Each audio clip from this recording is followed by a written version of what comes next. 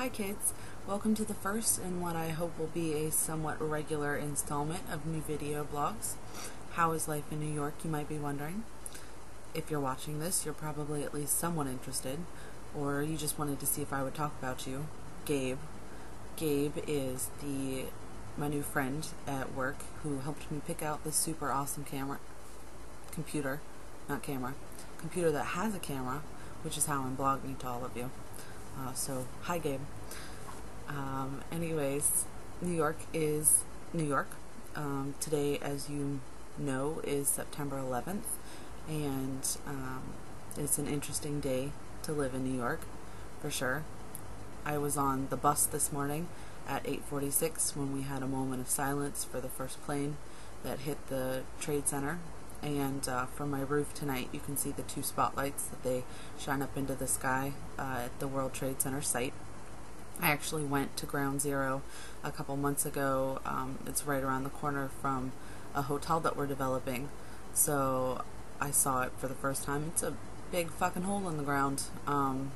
It's a huge loss, and it's strange to actually be in it and to think about, where you were and what you were doing on September 11th when it happened in 2001.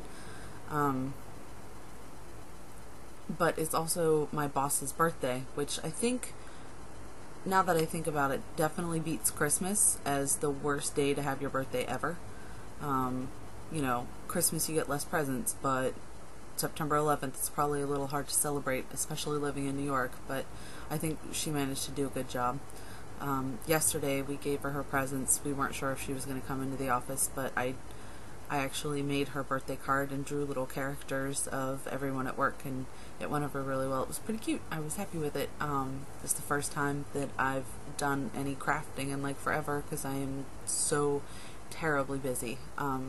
Work is going really well. Tomorrow, the 12th, is actually my 6-month anniversary working there, and I've been here in New York almost 7 months. Next week it'll be 7 months, which is still really weird to me because, I didn't move here to get a job and live on my own. I moved here to get over a boy, and I'm still not really there, so it still feels kind of weird. If I'd moved here to get a job and live on my own, I'd be living the fucking dream, right? So, but it's still pretty awesome.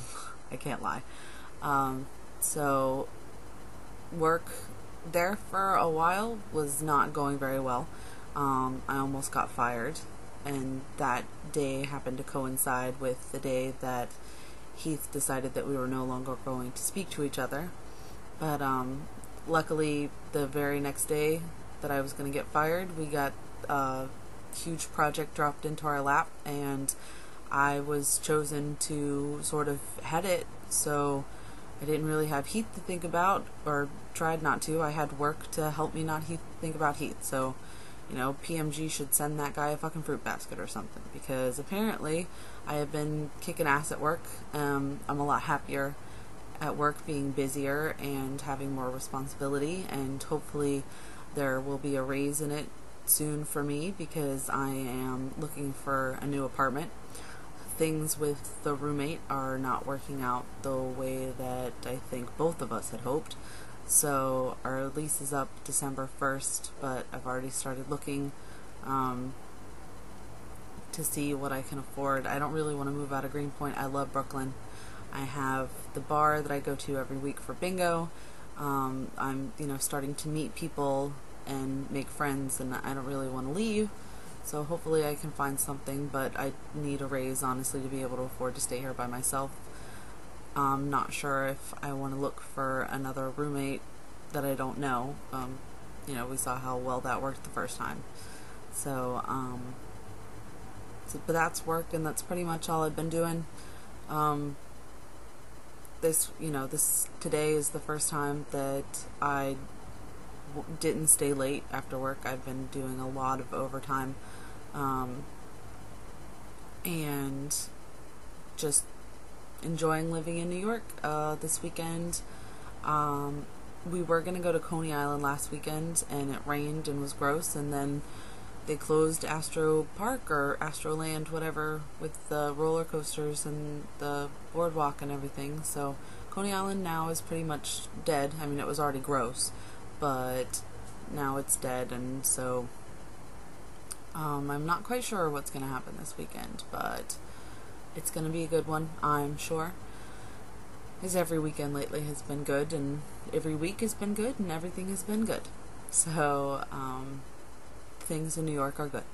I'll be coming home in 2 weeks for Boots, for the birthday of Boots, and you know, I'm going to be in for a couple days, so hopefully I'll get to see a good number of you.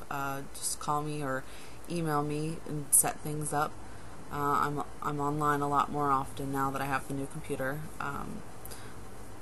which now has become the largest amount of money I have spent on a single thing for myself. It was the $350 futon, and now it's the $1,000 computer.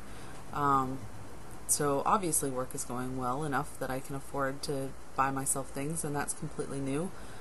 I'm all, you know, grown up with my own money now, so that's interesting.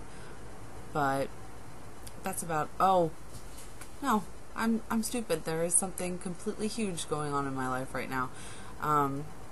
Susan, the girl that I work with, is Muslim, and September, if you did not know, is the month of Ramadan, where they fast from sun up to sundown. And in sort of a moral support / why the hell not, I've decided to fast with Susan. So I have been fasting from sun up to sundown for the past 11 days. And it's definitely hard, but it's supposed to teach you the virtue of patience, which I have not been known for. It's supposed to make you appreciate the hardships that others go through, and I definitely am. And also it's supposed to cleanse your body, so I'm feeling pretty good. I've got a few rules. Now, the Muslim community, if you're really fasting, you're not allowed to put anything in your body, so she can't even drink water. But since I'm not doing it for religious reasons, and it's not really a sin, and I'm not going to go to hell because I drink water, I'm allowed to drink water. That's it. That's the only thing that I'm allowed to have. And I'm allowed 3 cigarettes from sun up to sundown. So not only am I cleansing my body of the toxins that I've been putting into it for the past 11 months, I've, you know, cut down on my smoking even more, and I feel, you know, pretty good. Today was really hard. Work was really stressful, and all we could talk about was just wanting to go home and eat ice cream and, you know, hang out and break fast, like, so bad. But we got through it, and now there's, you know, we're almost halfway through the month. So fasting, interesting. I kind of decided to do it because of the psychic, you know, talking about how I had no religious dogma or anything like that. So I'm doing it, and it's interesting, and you know, it's something. So that's me. Running out of time here. I've got a length limit on YouTube. I'm gonna go ahead and go. It's getting late anyways, and not eating and still being awake really tires you out very quickly. So I'm gonna go to bed early tonight if I can, and I will get back to you hopefully really soon with some new interesting fact about my life. Alright, night. Love you.